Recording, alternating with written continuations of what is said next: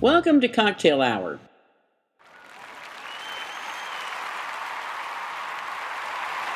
I'm Andy. And I'm the Rev. Welcome to episode 13. This Yay. This is all Moody all the time. Awesome. I know.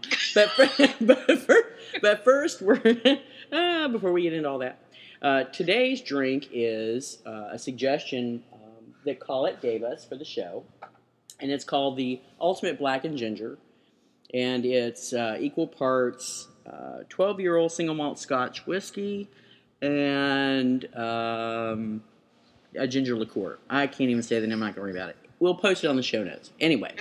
I found out from the liquor store after I mispronounced it that it's Domaine De Canton. Oh, there you go. Is that right, Colette? Yeah, I thought it was more like Domaine De Canton, because I think it's French. But, see, that's because I don't pronounce anything correctly. But okay, there you go. Okay, quit speaking French. My nipples are hard now. And once the blood all goes, she's done. Are they that big? Oh, trust me, people are just amazed by them. But that's okay. We're moving on. Like dinner plates. Yes, exactly. Off topic. So, I'm having a drink, and I really enjoy it, even though I cannot stand Scotch, but I like ginger. So, I've actually enjoyed the drink. How do you like it, Rev? Mine went down the sink because I don't like Scotch, and I couldn't get past the taste of it. I did try it. I tried several sips of it, and I'll probably try it again. I think the Scotch is usually an acquired thing, and I mean, I don't know. It wasn't really, really bad. I knew I couldn't drink any more of it. So I'm enjoying a nice Pinot Grigio. Oh. Okay. Colette, how are you enjoying your drink? Well, here, I don't know if you can hear that. Yep. Yep, I'm enjoying mine just fine. I would recommend that you, instead of going equal parts, you might want to try, I don't know, maybe you could go 1/3 and 2/3 and then see if you like it better that way. Or maybe put a little soda in. Like what kind of soda? Well, I mean, you could either do club soda, or you could actually probably do like a lemon lime, like a 7-Up type of thing. I've got some club soda. I'll give that a try because I think I think you're too hung up on the Scotch. So I think if you downplay the Scotch a little bit, I think you might like it. Yeah, and I really wanted to, after reading Parties in Congress with all of the whiskey tasting, but we can talk about that more later. But that did actually encourage me to want to like it because they were cool, and now I'm a loser. So. Wow, and people don't believe in peer pressure.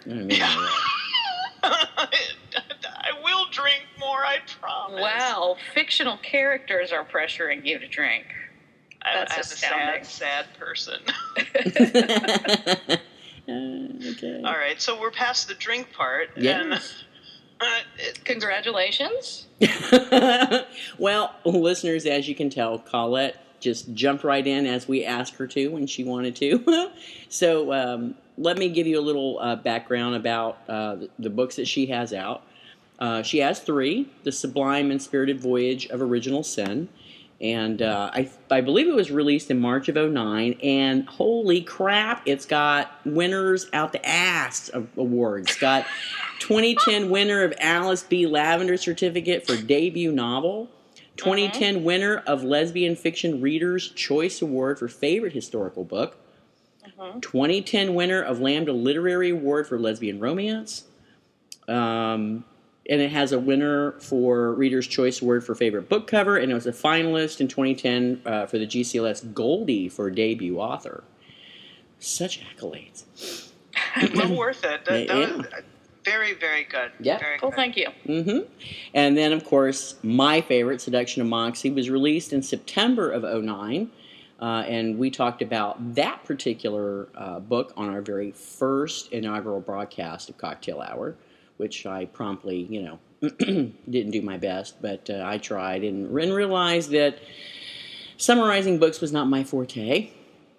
And the recent release is Parties in Congress, and that just came out last month. So that's pretty cool. And I think I bought it the day it was released and read it and had it finished by the next day. So I had to reread it over the last 2 days ago so that I was fresh for this podcast. Wow. Yeah. And I found that you have a short story and Romantic Interludes 2, Secrets. I do. It's a BSB anthology. And you were a guest for Kiss by Venus and actually penned a few columns. Mm-hmm. So very impressive. Very impressive. And we'll have your website on our show notes so people can link on there. And don't forget, listeners, there is Cafe Press merchandise over at Underpants Jones. I actually bought a couple of shirts myself. I love them. Of course, are we going to get to hear the tale of one of your outings in one of Colette's shirts? Hell, okay. I have a habit of weekends to let the girls go free, and that's pretty dangerous, actually, because if I had to run to save my life, I'd give myself black eyes or knock myself out. So, and there's that whole dinner plate thing. The whole dinner plate thing. So, I had a nice, filling, delicious breakfast, and I'm walking back to my truck, and these guys, I don't know, 50-ish, 60-ish, and they're watching me, and I'm watching their eyes bobble up and down, watching my boobs bounce as I'm walking. And I'm like, oh my hell, that's the most disgusting thing ever. So I was like, hey, dudes, take a picture. It'll last longer. I couldn't get in my car fast enough. It was gross. But anyway. But what shirt were you wearing? Oh, I was wearing the Bountiful Teat. Yeah, I left that little tidbit out. Yeah, I was wearing the Bountiful Teat shirt. That could be a commercial, Colette. I mean, seriously. It was. Really could. No lie. Get her going in slow motion, you know? Oh, man, that's just wrong. Come on now, that's just wrong. That's great. That's great. So, Colette, welcome to our show.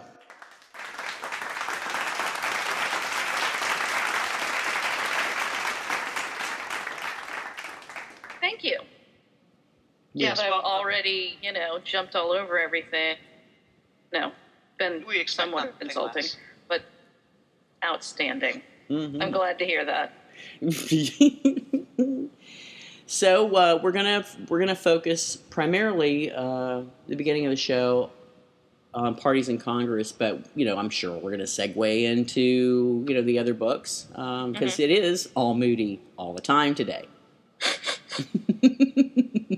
Rev, did you have any announcements or anything that you wanted to discuss before we get deep in the writing?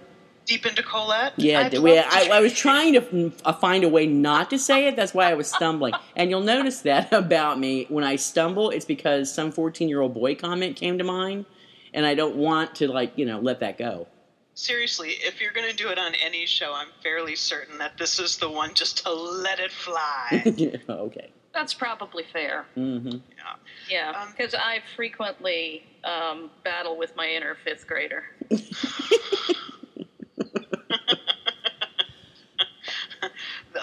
The only announcements that I had today, and it's for an event that's coming up in July, but we're starting to get some work done on it, is International Day of FemSlash.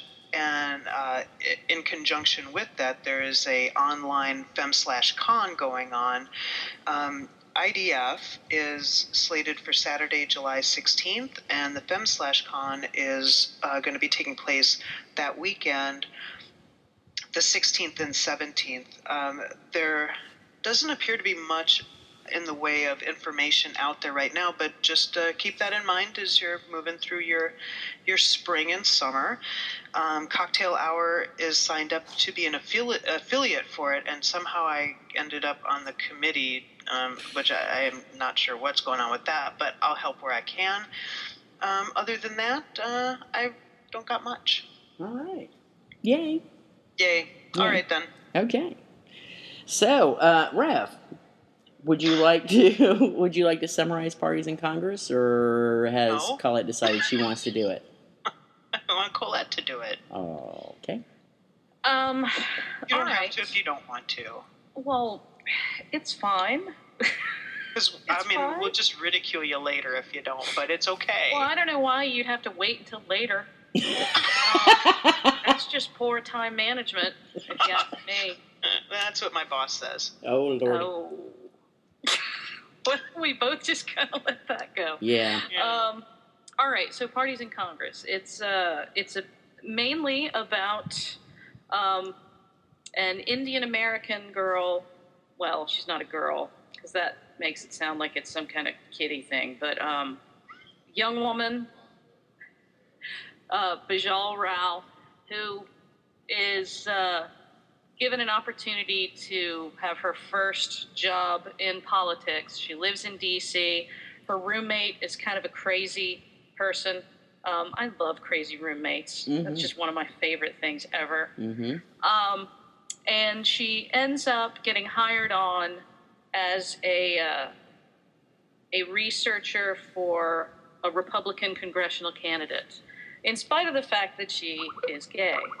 And she feels like her sexuality shouldn't really come into play as far as her work. She likes the candidate that she is supporting, so she just sort of plods on and realizes that the opponent is an out lesbian Democrat who was elected to Congress 2 years prior because the incumbent was found to be sleeping with his underage babysitter. So they meet, and there's sparks and all kinds of crazy hootenanny. Very good. How's that? Crazy. I wanted to use the word hootenanny. Yeah. We have some suggestions that we'll talk to you about later that you may be able to use hootenanny in your next book. Hey. Be afraid. Be very afraid. Oh, I thought you were going to tell me that we were just going to go back and completely redo the synopsis. Oh, no. Suggestions for how we want you to redo that. We are cutting this out, and we're going to start over. Does that seem like your process for editing? This was really good, but this is what I'd like to see instead. If you could completely redo this, that'd be fantastic. Well, no. Luckily, no. Well, good. All right, but we don't want to talk about any of that anyway. We want to talk about the book. Okay. All right. So, I just want to say right off, I really enjoyed it. Your voice throughout all three books is just fantastic. The wit and just the quick quips and the chemistry between the characters, the dialogue, it's fantastic. Thank you. I have so many things highlighted in this book. I had problems in my job after reading Seduction of Moxie and the whole passing a hairbrush through your colon, and that was coming up in meetings and just not good at all. Well, it didn't show up on your review, did it? Well, it kind of did. That was a bad time for me, but it's okay. I'm all right now. Mm-hmm. I think when I just the 7-foot rubber dildo with a Hitler mustache, that was an image in my head that I had a hard time shaking. Oh, not to mention the reference to Frau Blucher. I about fell over laughing because I immediately visualized young Frankenstein when the horses were whinnying after everybody said her name. Mm-hmm. So I couldn't get that image out of my head for a while. It was fabulous. That was great because I highlighted that line too and said I could absolutely see Cloris Leachman, yes, that was great. Mm-hmm. That was fantastic. Oh, go ahead. Well, I was just going to say that was what was kind of cool about this particular book and doing a contemporary romance as opposed to the other two, because the other two, you can't really have any pop culture references at all. Mm-hmm. Mm-hmm. And that's really hard for me. I mean, I don't know if you noticed in this other one, the Parties in Congress is just dripping with pop culture references because, I don't know, maybe they were all cooped up inside me from the first two books. But, it's hard. I mean, occasionally in Moxie, I could drop in something that happened around the turn of the century, I think I have Edgar Allan Poe in there. I mean, that's about as pop culture-y as I got. So, yeah. I love the Xena. You managed to work Xena in here fairly well. Well, I had to. You know, a little homage. Mm-hmm. And that's actually, you know, a little wink to my girlfriend, because that's how they met is how we met. So you were giving up your evil warlord ways? No, I was thinking that she was Xena and Gabrielle. That's what I was wondering. Is like, what, you were captured by slavers? What happened? So she followed me around. She became a pacifist for a brief time. Yeah, but she kicked ass on that Cyclops. That's all I got to say. You did not kill any Roman soldiers. I'm not telling them that. Anyway, no. In the way that Colleen O'Bannon describes how she and her previous girlfriend had met. Right, on the message. Yes. I'm sorry, my girlfriend just walked by and said, "So I'm the dead girlfriend." Yes, you are. You're welcome. Another drink.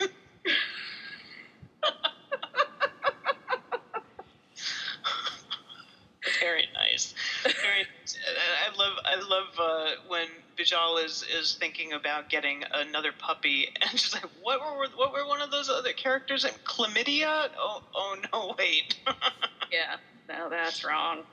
Yeah, it's true. I just felt like, you know, Xena seems like such a focal point in just lesbian fiction in general that it seemed wrong to not bring it in. Mm-hmm. And since this was the first book where I could do that, I figured I'd go ahead and do that. It was great. It was great. You have a way with naming characters, you know, whipping out the, like, Mistress Chesty Von Yum Yum. Yeah, that one makes me giggle. Yeah. That's pretty much my rule of thumb. If it makes me giggle, it stays in. Excellent. Well, you must have been laughing your ass off through this. Yeah, no doubt. There were moments, yeah. Yeah. No doubt. Go ahead, Andy. I've been dominating. Yeah, you have. I was just going through my bookmarks and looking at it, and it's just, you know, come on. I mean, it's almost, in some respects, it's kind of like Seduction of Moxie. I mean, you almost can't flip a page and read it without, at least, if not outright laughing, cracking a smile. Mm-hmm. And I just want to say that I couldn't stop smiling when I saw the hat tip to Violet and Will. Oh yeah. Uh-huh. That was cool. That actually was one of my highlights. Well, that's kind of. I mean, honestly, I put that in there just to see if they would let me keep that, and they never said anything to me, so it stayed. Nice. I was waiting to see if we would see Gail in there. I don't know how I would have worked her in, honestly. That's what she said. Oh, Lordy. Have another drink. There's drunken monkeys running this show, that's for damn sure. Oh, okay. Not yet. Ah! It's early. Yeah. I like how Donna Shoemaker, well, I can't stand that character. how when she was being described, she said she played the Nazi dentist in that movie Marathon Man. Mm-hmm. I got a visual on that one too. I was like, is it safe? Is it safe? Ah! The entire menu at the K&K was I like the menstrual relish. That's great.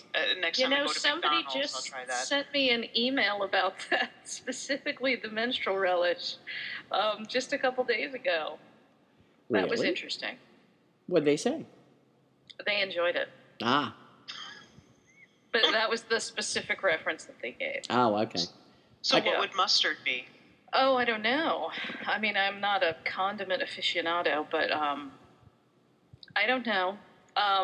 That scene in the Clit and Caboodle was the first scene that I had mapped out in my head. That was the whole scene that I wrote this book for. was so I could have that scene. Yep. I really do want you to work out the ingredients for the pink twatini. I think it had vodka, right? It was a vodka martini, right? I'm trying to remember. I don't think. Off the top of my head. I don't think you ever described it exactly what it was. No, I don't think there was. No. Well, that can easily be done. All right. I certainly had a good enough time figuring out the drink recipes for Moxie. So. Okay. Well, if you can work that out for us, then we can make that our next drink. Oh, very good. That'd be cool. Yeah, that would be cool, actually. So, but it does come with the cherry with the stem pre-tied. That was awesome. So I do remember that. I did, and I was sitting there trying to think, whose job would that be, and did they have to wear gloves?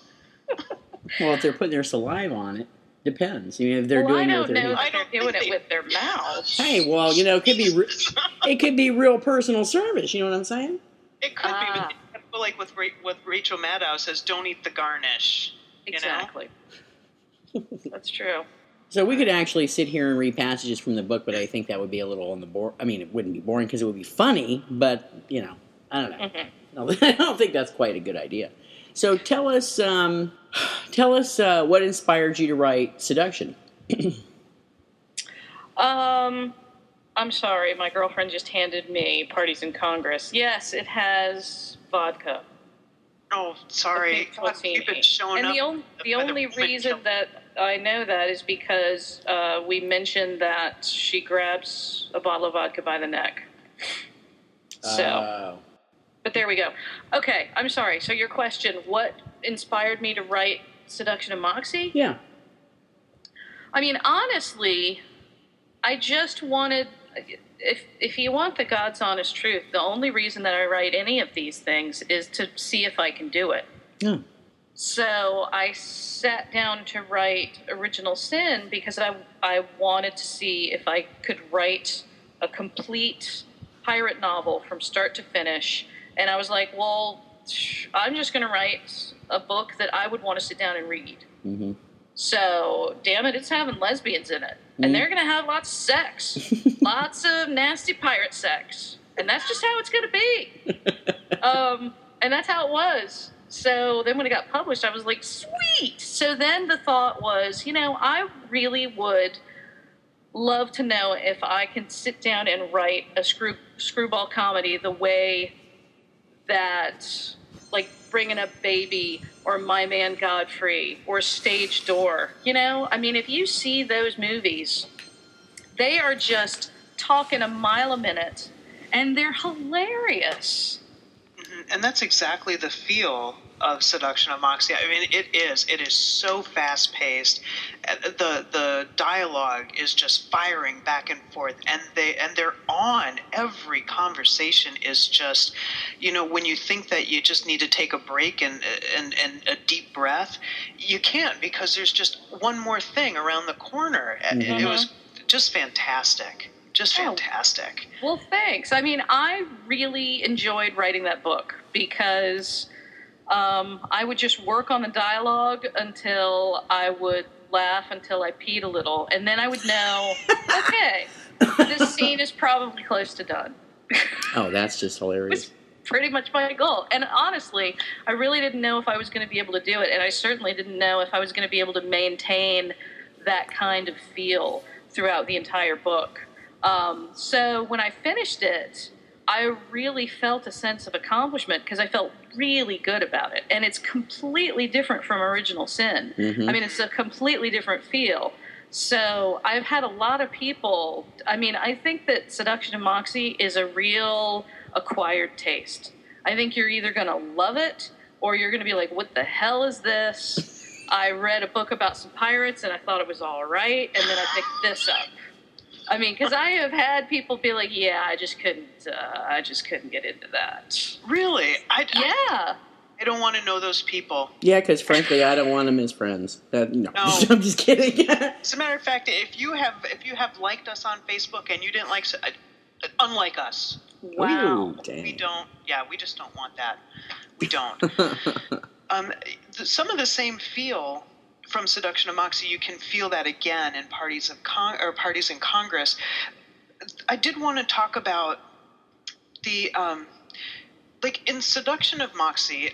I really loved Original Sin. I did, but Seduction of Moxie is just so good. Oh, well, thank you. Yeah, it's still my favorite. I mean, I did enjoy Parties in Congress, and there was still, very similar energy in Parties in Congress. And the characters, I really liked the characters, the main protagonists that you built in Parties of Congress. But it wasn't quite, obviously it wasn't really raunchy, because that's what Seduction is known for. But it was a great read. I didn't put it down. I didn't stop. I just, voraciously ate it up and laughed and giggled it appropriately and thought, wow, that was really entertaining. But still, Seduction is my favorite. Okay, well, cool. I really like that book, too. I think it gets kind of a bad rap. I think that there seem to be a lot of readers, and I'm basing this on people that I've spoken with, but there seem to be a lot of people who just aren't interested in historical novels. They don't buy them. They're not interested in opening them. They just don't want to have anything to do with them. And I've talked to a number of people who have said things along the lines of, yeah, I usually don't read historicals, but I picked yours up, and I was really surprised. It's like, well, why? I mean, I guess apparently there's a number of people who have this preconceived notion that historical means dry. It means I'm going to get into the whole a dissertation on the Magna Carta. And I just don't see that. I mean, because to me, the thing that's cool about a historical novel is that it drops you right in the middle of completely different space and time. And I don't know, I just think that whole, the setting adds to the romance to me, depending on, of course, what the setting is. I mean, obviously, if everybody has cholera, well, maybe not. Yeah, true. Yeah, maybe not so romantic. Yeah, Black Plague. Yeah. So I hope that I have converted at least a couple of people out there into maybe looking at historical romances. But I think there's still a lot more people out there that are just like, So, I mean, my hope is that they'll pick up Parties in Congress because it's contemporary. Because, again, I really just wanted to see if I could write a contemporary. And if they like it, maybe they'll go back and read the other two and be like, hey, historicals aren't dry. And, my inner voice sounds like Ben Stein. And Ben Stein. It just makes me want to gouge out my own eyes. Yeah. This isn't so bad. Sweet. That's my hope. Yeah, well, yeah. I feel like they get a bad rap sometimes. Yeah, that's true. With Parties in Congress, it was the parts that I liked the best. I mean, the characters were good, but it really focused more on Colleen and Bijal, where Seduction of Moxie had a slew of bizarre, interesting characters. What I really loved about Parties in Congress was the politics and the debates. When Colleen goes on Tank Guzman's show and just levels that senator, for me, it was like, finally, somebody is saying what I want to say. During the debates, it was fantastic. It was like, this would be my utopia, to have a politician like her. That's why she exists for me. Right. That's why I ended up writing a political book, because, I mean, even though, yes, it had to have that scene in the bar in it, all the politics stuff ended up in the book because I was so frustrated by the political landscape. I mean, and let's not even talk about how it is now, but just how it was in 2008 when all the elections were going on.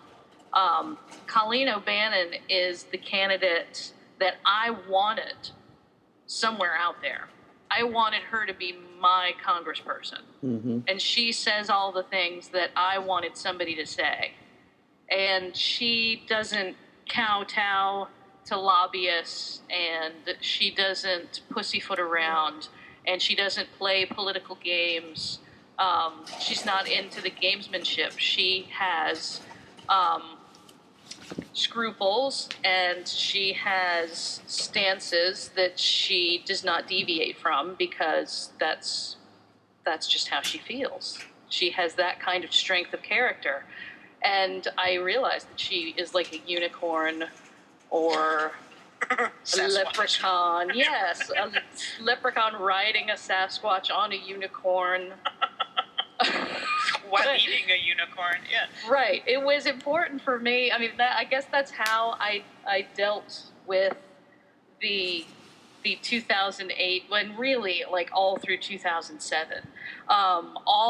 Because it just seemed like an interminable election cycle, and these just awful things were being said, and even worse things were being done.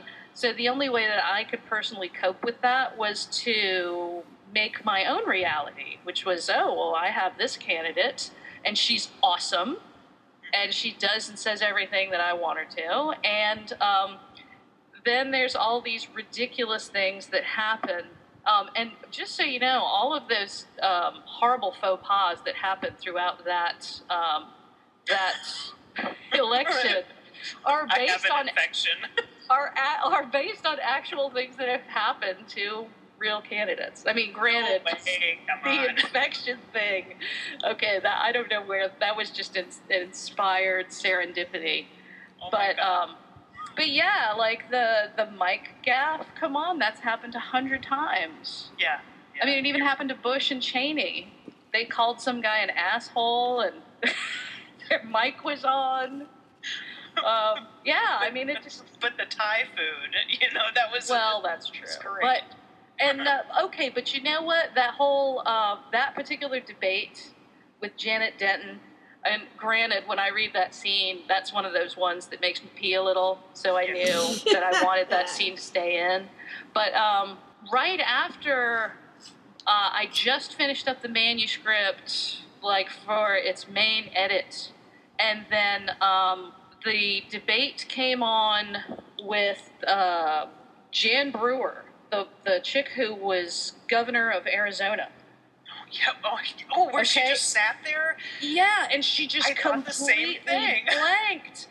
And at the time, the only person besides my girlfriend and my editor who had read the book was C.P. Rollins. Mm-hmm. Yeah. So I actually took a clip of Jan Brewer, who shares the first name with Janet Denton, by the way. Mm-hmm. I think I'm psychic. And I posted that YouTube clip on her Facebook wall, and I'm like, what is up with this? I'm glad that you said that, because when I read it, that was the first thing I thought of, and I was like, oh, okay, she took that. She took it, but no, Jan Brewer stole it from you. Jan Brewer stole it from me. She bitch. stole completely blanking and looking like a moron from me. That was me. You should sue her. Copyright infringement. I think she has enough problems right now. You could take up some Second Amendment. Oh no, that was Sharon Angle. Never mind. Sorry. Right. Wrong moron. Sorry. Oh. Yeah. Dang. I don't think that's it up for debate. So I think we're okay with that. Yeah. When I was covertly reading at work on Friday, and oh my God, again? I may have been on my lunch break. I don't recall. But when Janet kind of stumbled up and leans into the microphone and says, "I have an infection," with her shades on too, I just burst out laughing and people looking at me. It was fantastic. But you know what? I had that same kind of response from people around me when I was sneaking reading at work when I was reading Seduction of Moxie. So there you go. You know, if I get fired, it's all your fault. Oh, right then. That's kind of like little Republican leanings, blaming people for what you yourself do. What? It's kind of like, almost like, the Republican stance, blaming everybody else and for something you do. Yeah. Well, I'll just pull myself up by my bootstraps. There you go. That's right. There you go. Mm-hmm. See, that's what Hoover wanted. Well, I don't know why people weren't happy with that. They had cardboard. Hello. Exactly. Come on. They could eat dirt. Andy, what else do you want to talk about? Did you have any bullshit to call? No. Is that because you don't want to... No. Are you going to finish sentences so that I can understand? Oh, okay. Usually, see, our regular listeners know that during the discussion. What a bitch!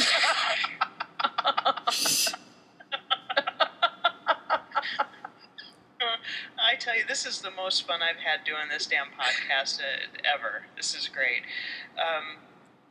Normally, I keep notes as I go along when I'm reading these things, and there's always something, almost always, something that I just cannot buy, or the grammar, or it's just unbelievable or really bad.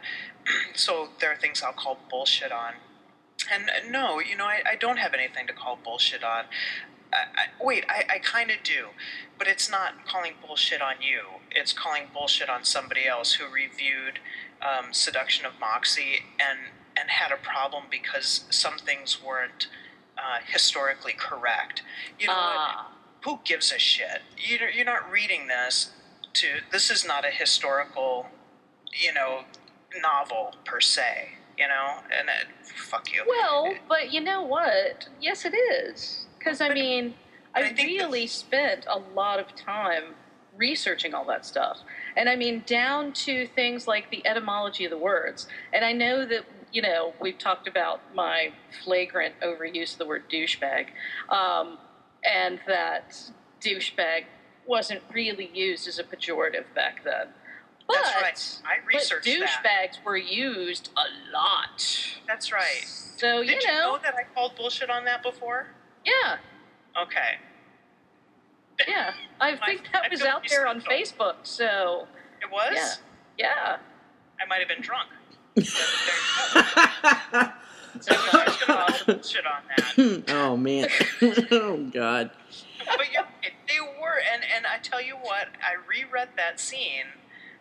where she is describing why Will is describing why she called that dude DB, and after I read that again, I have to say that you did explain why she was calling him that, and that made it okay. So I call bullshit on me. Well, I don't know that that's necessary. Aww. So gracious. What I'd like to know, and I understand, I understand. That is just not a word that is frequently used to describe me. So thanks. Oh, okay. I do what I can. I understand why you wrote, after I read Parties in Congress, I understand why you did what you did to further the story along. But what I didn't get was how come Bijal didn't leave that campaign earlier. Because after, especially when the chairman of the Republican Party came in and sacked Donna, which I was so happy about. Mm-hmm. But he forced Janet to go, espouse the party lines. Mm-hmm. And it would just seem to me that would have been the icing on the cake for her to just say, oh, fuck this, and get up and walk out. But she didn't, and I understand why you had her not do that, but it just seems to me that the more she dug into, Colleen's voting record and how honest and forthright she was, that she would have just said, you know what, this whole Janet thing, it's just not going anywhere. She's, she's not running her campaign well. She didn't pick a great campaign manager. Shit's going downhill. She's hiding behind semantics, if you will. So why didn't, it's like, I kind of got a little bit frustrated with Bijal thinking, why didn't she just pack it up, Mm-hmm. Well, part of it was selfish because this was her first opportunity in politics, and she was also suddenly being given a larger role that she didn't have before. So now she has the candidate's ear, right? Mm-hmm. And the candidate's saying, oh, yeah, I want you more involved. I want to hear your opinions. So that was completely new for her. And she really did think that, she really did believe in this woman's real values and ideas, too. I think that to me, that seemed like the biggest reason, because she did believe in her. Well, yeah, but she started that early off in the story. You knew that. I mean, you knew that's why, as a lesbian, that she was actually working a hopeful, in the Republican Party.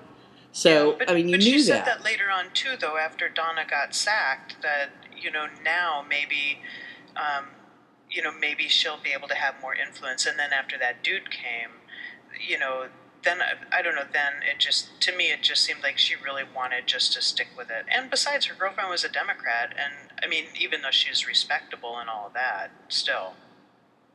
Well, plus, you have to keep in mind that, this is how politics works.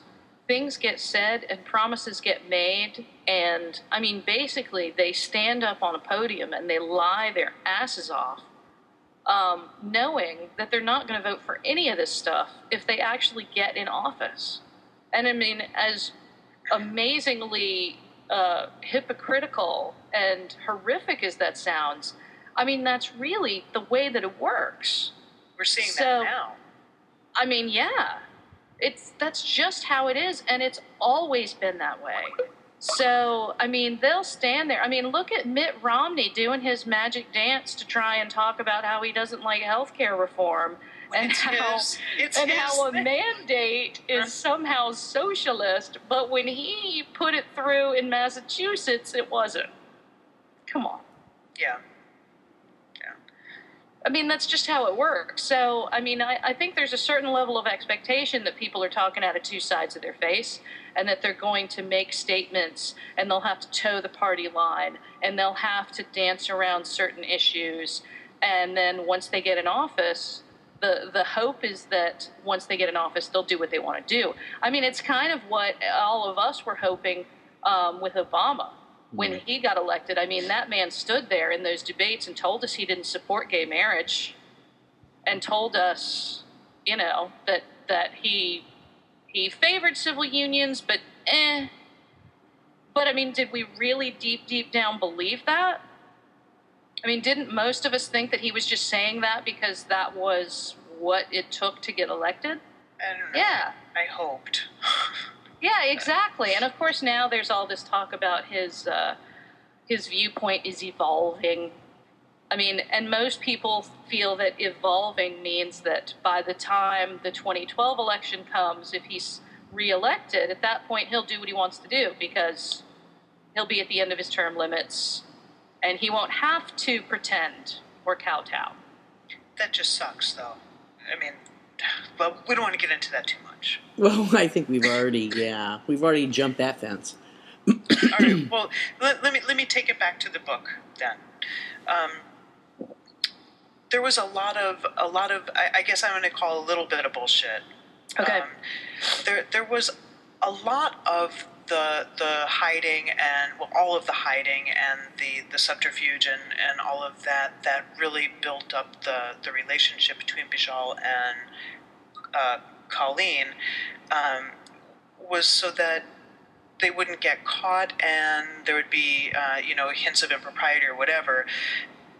But there seemed to be a lot of build up for that, and then not have anything actually happen.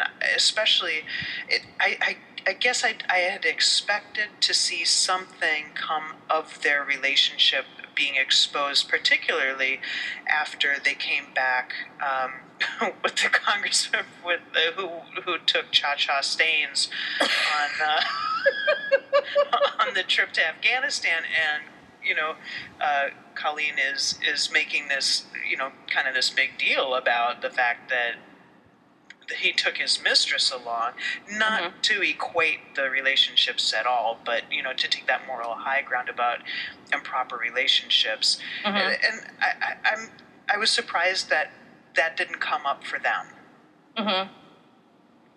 Well, I mean, and Colleen does think about that quite a bit, and she's churning that around in her head. But ultimately, I think it just boils down to the fact that they really weren't doing anything improper. So, I mean, yeah, I suppose that ultimately it could have been a big issue, but just didn't happen. She ran out of steam. Remember, this was my alternate reality, and then my alternate reality, I don't think that I wanted there to be any major repercussions for that, because I mean they went out of their way to make sure that there wasn't any conflict of interest or marked impropriety, and the fact that even after Bijal is no longer in a paid position, but she stays on. I mean, it just kind of shows that, you can have a point of view, but, and you can work to support that point of view, but it doesn't have to overtake your entire life, and it doesn't have to poison everything around you. Politics are so personal, and that was in the back of my mind while I was reading this book, too. But I think it helped that they, you kind of went out of your way to make sure that we understood that Bijal was a fiscal conservative and a social moderate, or, social liberal, really. It depends on where you want to place the center line.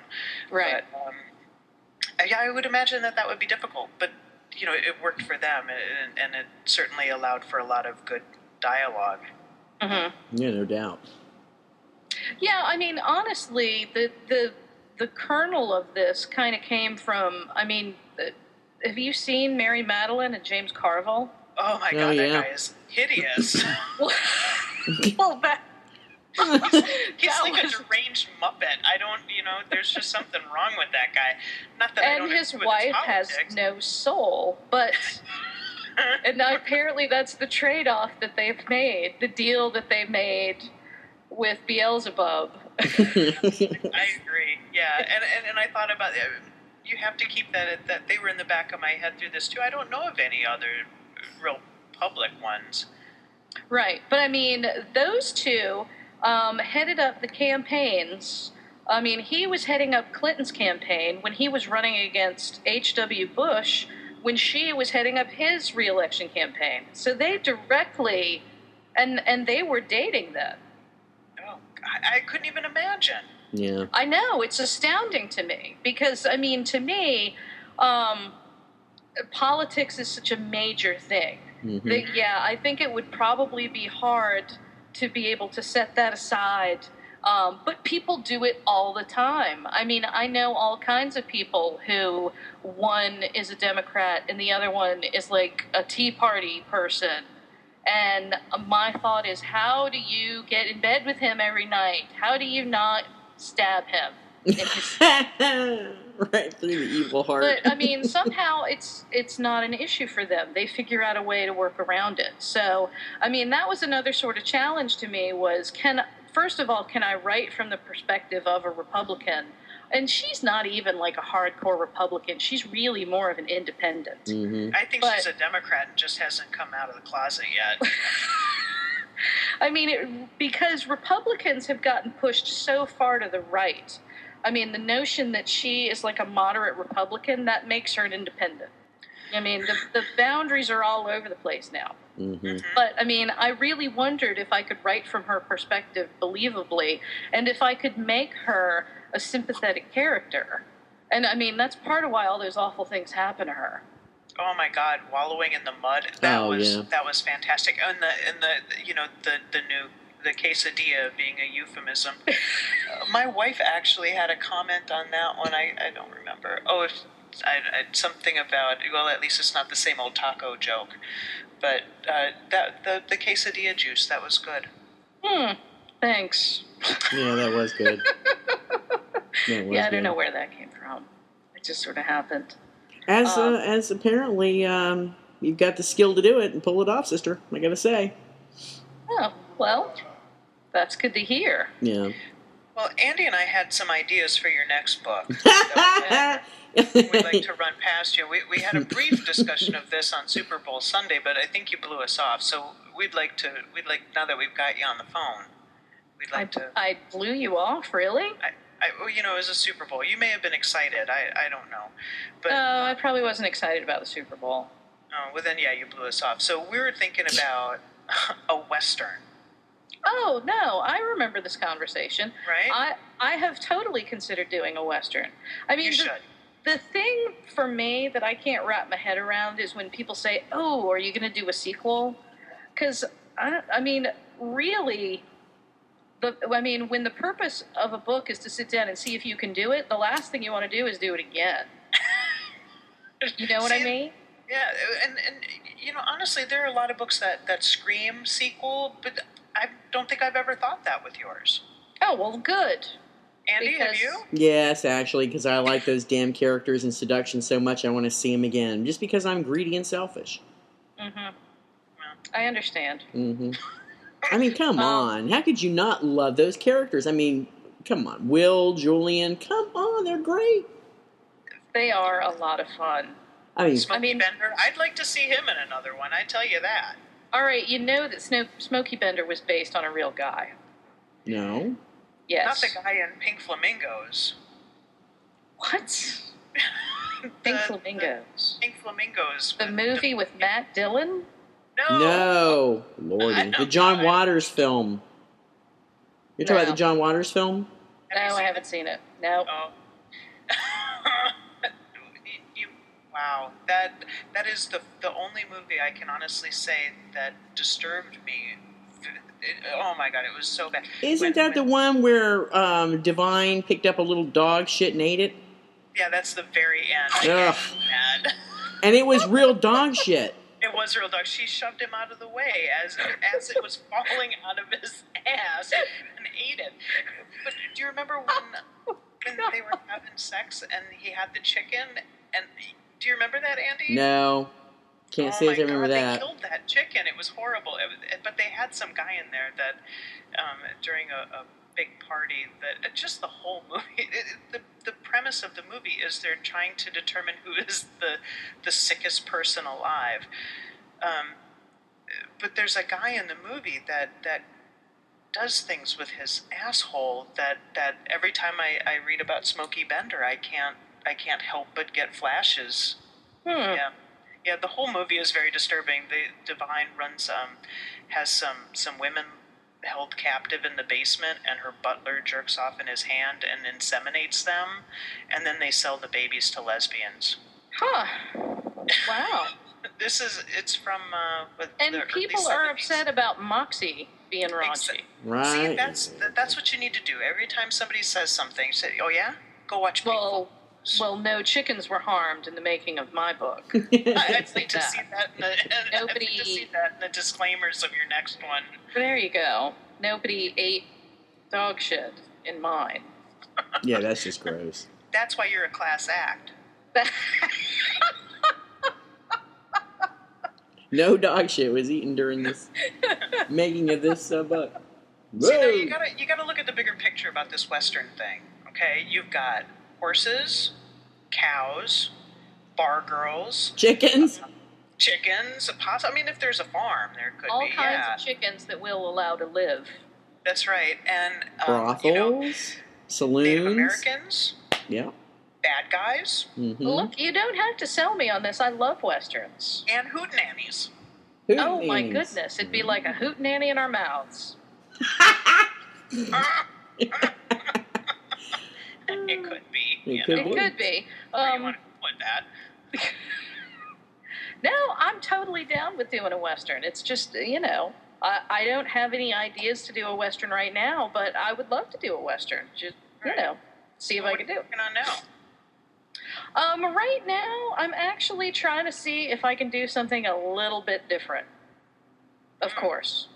But it's like I don't even want to say what it is because I'm afraid that I'll jinx it. Because I mean, I haven't done up a proposal yet or sent anything to Bold Strokes. So, but I hope to do that in the next month or so. Mm-hmm. And then if they give me the big finger, then I'll move on to something else. Now the big finger can be good at times, Just saying. You said I could bring the 14-year-old boy out. Hello. We've been waiting for him to come out. Yeah, Come on. yeah, mm-hmm, yep. So, Colette, I heard, actually, because you told me, that you read Cooking on High. I did. So what'd you think? Because you specifically talked about it in your fine episode 1 podcast. Thank you. And your hypothesis that I was creme brulee. No, I am not. So, I mean, I was certainly intrigued enough to go out and look it up. And then I was like, this thing is huge. So, it was one of those things where I ended up putting it off because, I mean, it's pretty long. There's a lot of parts to it, I have to say. Well, okay. But I am used to paper books. Excuse me for being a Luddite. When I'm online, it's like scroll. Oh, you should have just asked down us. to the end, and then it's like part 32. Like, there's another part. You should have asked. We've got compiled copies. Oh, that's not necessary. Well, but in the future, ask us. We got stuff. Okay, good to know. Now I know. I have connections. But I did end up at work one day with absolutely not a damn thing to do, and I was like, you know what? Let me go out and read that. So I read it, and I can kind of get why you saw similarities. But, I mean, for the most part, I mean, other than the main characters, everybody had normal names, so that should have been like a tip-off. One of the guys, what about Joe? I could see you doing something like Joe, the sister brother. Mm-hmm. Possibly. The other thing I noticed is that there were a lot of characters. We were little brothers Karamazov-y at the beginning. I thought I was going to have to start writing people down. But that's because it's a mystery. And then, of course, you've got people killing people, and then you need to have suspects. And so there was a lot of that. Mm-hmm. So I have not written a mystery. Not to say that I wouldn't, but it's not typically one of the genres that I read. So it's probably not high on my to-do list. You could write a Western mystery. Well, she's just pushing that Western, isn't she? I have a feeling. Western. I mean, who writes I mean, usually when somebody gets killed in a Western, it's because somebody just pulled out a gun and killed them. There's not a lot of people going, who the hell was that? But you could, I don't know. I don't know. Well, I'm not a writer. The notions that you've opened now. I hope so. Many options. Well, you could always do something like ancient Rome. There's lots of poisoning going on. True. Just saying.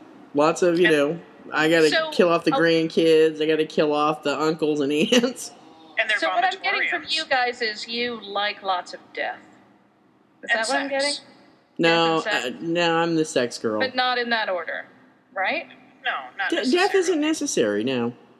Okay. Unless maybe they could get fucked to death. Well, there you go. With a 7-foot dildo. Oh, lordy. With a Hitler mustache. With a Hitler mustache. And that's what I'm saying. Right. Which reminds me, I really feel like... the best transition ever. I like that new... Speaking of 7-foot dildos with Hitler mustaches. That reminds me. Rev's ears perked up. She likes anything that has phalluses. Yeah, it's true. Name it and claim it, sister. But you didn't hear me denying. Yeah, no, I didn't hear. I really like your new piece of artwork you came up with. Oh, yay! I had that written down. I forgot all about it. Mm-hmm. Oh, you mean your... The rocket. Oh. The Red Rocket Rump Spectacular? Yep, that one. Yeah. That was one of those things where once I wrote that down, I was like, oh, that has to be a T-shirt. Mm-hmm. That's kind of where Underpants Jones came from. Lots of, oh, God, that should be a T-shirt. That would be hilarious. Mm-hmm. We could have a stripper riding a big red cock. We should totally do that. Only you, honest to God, every time. Oh, Lordy. You, the dildos, and the ball sack. Every time I turn around, I'm seeing something that has to do with a scrotum or a ball sack.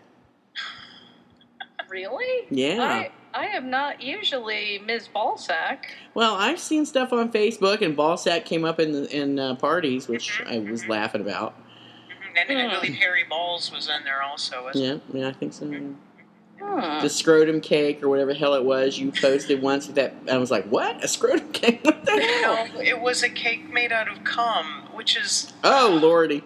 That was horrible. Oh, my tummy's upset. All right, now you've made me sound like some kind of freak. That is an actual book. It was a cookbook. Sorry. Got all choked up on that one. That was an actual cookbook that was recipes that you made with semen. That's disgusting. That's disgusting. I absolutely agree. That's why I wanted to share it with people. Hey, everybody, look at this craziness. Sorry for, making you out to be a freak, because nobody would have got that from the previous hour, but that's okay. When you mentioned that I posted some kind of cum cake, I don't know. I was a little perplexed. I'm sorry, was that I don't remember that.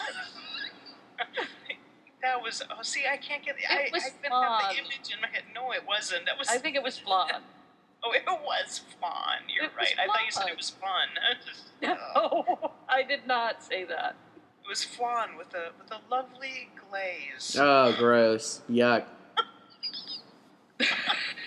But there was a birthday cake or something that you linked a picture onto your Facebook site, and it had a scrotum or some shit on it.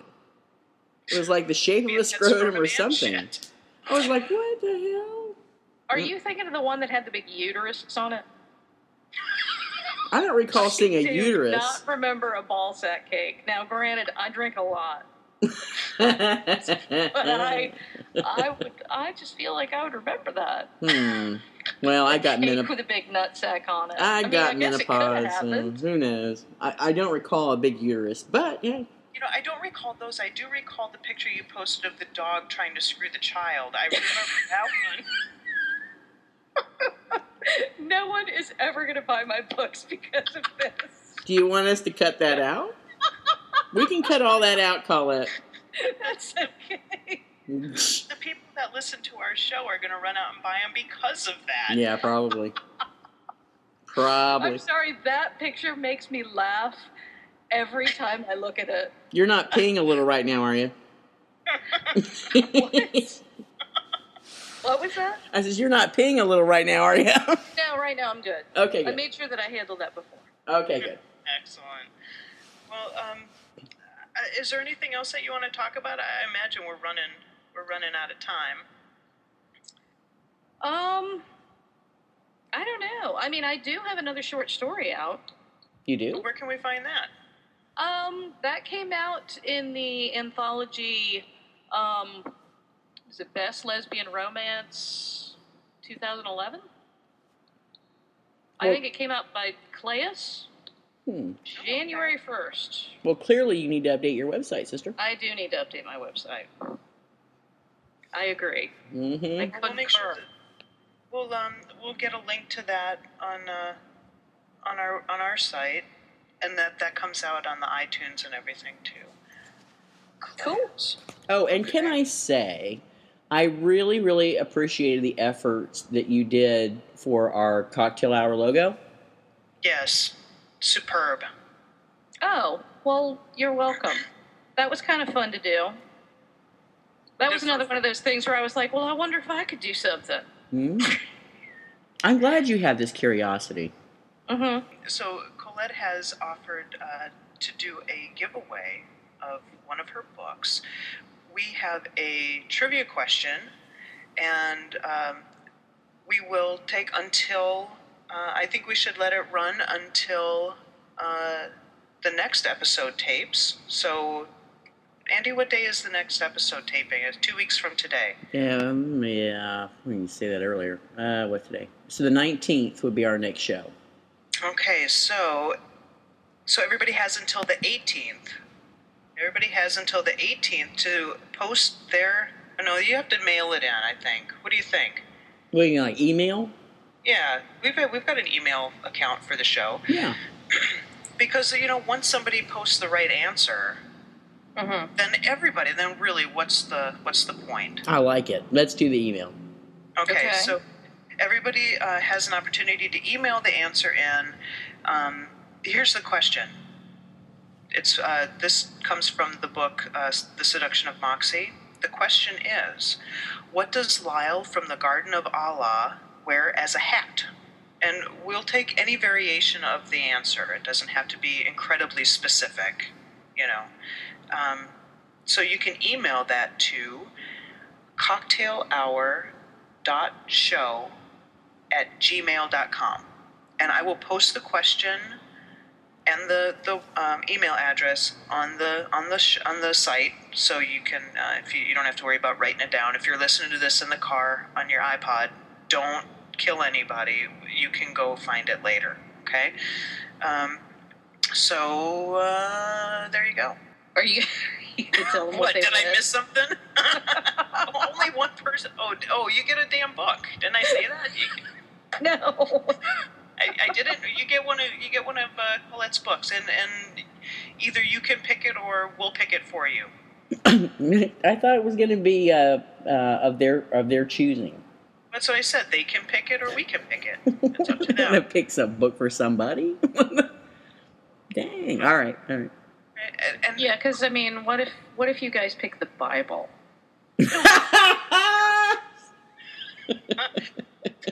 the little red book of Mao. That's what I would.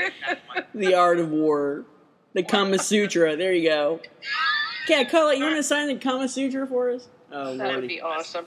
Now, Colette, will this book be autographed or just something you throw together? No, I'd be happy to autograph it for whoever the winner is. So I just need their name. Unless they want to turn around and, sell it. Now, who would want to do that? Come on now. Times aren't that tight. Don't write on it, because that will decrease the value. No, please. No, I'd be happy to autograph it for them. I just, just need to know their name. So you're going to give them 2 weeks to email in the answer, and then you're going to draw it out of a hat? Actually, I'm kind of a nerdy person, so what I would plan to do is enter each name onto an Excel spreadsheet, go online and get a random number generator, and have that select the winner for me. Wow. Yeah, Okay. That's how I do things. But or Andy can print off all the names and pull them out of a hat. No, I like the whole number generator. That's kind of cool. Okay, well then that's what we'll do, just so everybody knows it'll be fair. Yep. And I will enter them onto the spreadsheet as I receive them. They will be entered in chronological order, just so that, it's really fair. And as fair as we can possibly do it. Well, how does that make a difference if it's going to be random number generated? Because that's what I want to do. Okay, fine. All right? Well, there you go. So the answer to your question is it doesn't make a difference. Yeah. Mm-hmm. That's fine, Yeah. because that's what she wants to do. Works for me. I am pretty I'm easy. in control, damn it. Yeah, I'm pretty easy. It's fine. Yeah, that's what she said. Nobody said it. Oh, my hell. Come on, All right, then. So, Andy? I'm good. All right. Well, is there anything else that you guys wanted to talk about in particular? Well, the only other thing I could think of just now was, did you say what actually, what kind of research you had to do for the pirate book? I don't think you did. I know you said you did a lot of research for Seduction, but... I did a lot of research for all of these books, actually. Now, the pirate book, I made a pirate book because that's something that I'm just personally interested in. So I already owned a lot of nonfiction books about pirates and the golden age of piracy because that's recreational reading for me. Mm. But I still had a whole lot of research to do. And let me tell you, I mean, just the etymology of words. It's like, okay, my book is in 1702, but this word didn't come into the lexicon until 1715, so I can't use that word. That's kind of frustrating. Yeah, let me tell you. Mm-hmm. But I mean, yeah, I got down to that sort of level of minutia. I mean, thank God for the internet. I mean, let me tell you, if I was hauling my cookies to the library, looking at the microfiche machine, trying to figure out how pirates took baths, I probably would never have finished this book. Yeah. Well, see, and that's always my thing. I think Andy and I kind of share that, the whole, you're dirty, don't touch me kind of, It's true. Yeah, you got to be clean. Yeah, Mm-hmm. but you had bathing involved in your pirate book, didn't you? Well, yeah, because they weren't really as dirty. I mean, there were some dirty ones, but I mean, they really did bathe on the ships. So I figured I'd go ahead and incorporate that. I like bathing. I think bathing goes well with sex on ships or on land. I enjoy that. I enjoy knowing that the characters are clean and brushing their teeth. Yep. Mm-hmm. Had that hygiene thing going on, yeah. Yeah, I like that. So thank you. We appreciate that. Yes, we definitely. Oh, you're an appreciate old-fashioned gal. Good for you. Yay! it. She's an old-fashioned top. It's all right. It's all good. But yeah, I did a lot of research for Moxie too, and I mean, at least the cool thing with that is for that era, for the 30s, I could actually watch movies and listen to their dialogue and pick up on terminology that they used. So I mean, that was a lot more convenient that there was actual film footage of people who existed in that time period. Mm-hmm. So almost like a and nice I little did short go to Los Angeles, and let me tell you, I was kind of sad. I mean, the LA of the 30s and 40s, it doesn't exist. Wow. It's gone. It was pretty depressing. Every landmark that I went to the Chinese theater, still there. I went to Grauman's Egyptian theater, and that was pretty cool. But I mean, for the most part, most of those landmarks, the Garden of Allah, I really wanted to go there. Mm-hmm. That was a real place, really? Absolutely, yeah. That was a real place. And Ginger Rogers really lived there. I was wondering, were there any issues in using her in your book? Mm-mm. Or Betty Davis either.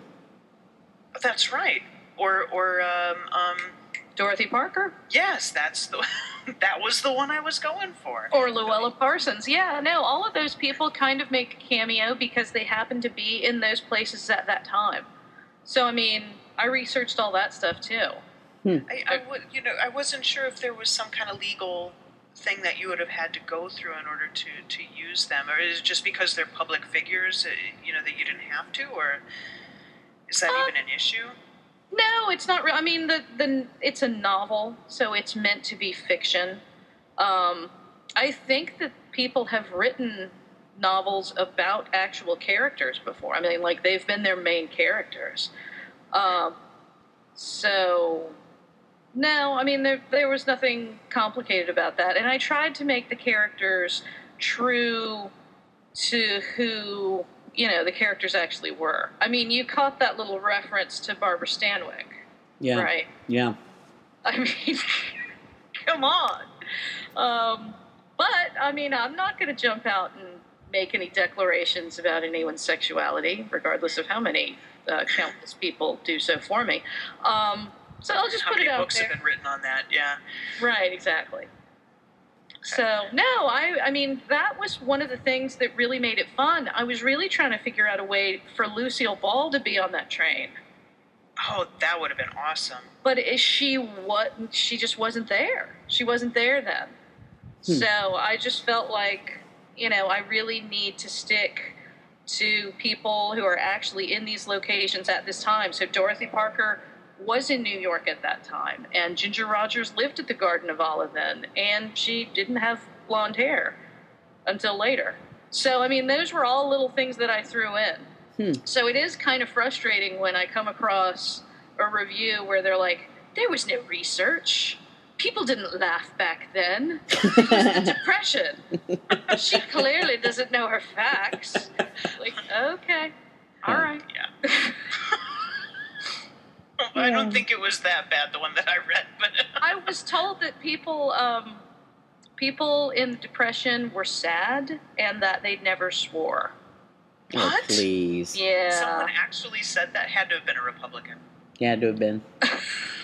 Well, I can't attest to that one way or the other. But yeah, I mean, those are the kinds of, I mean, people have very distinct impressions about a period in time, and they may or may not be true.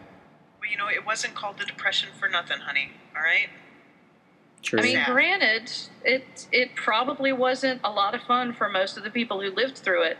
But I mean, anybody who rents a movie from that era, I mean, those screwball comedies were what were being written and what were being filmed because people were trying to escape. Yeah. I mean, that's the genre that I was trying to capture.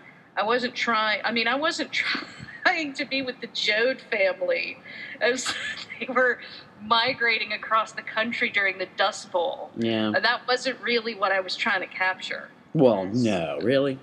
And then everybody breastfeeds from Rosa Sharon and it ends.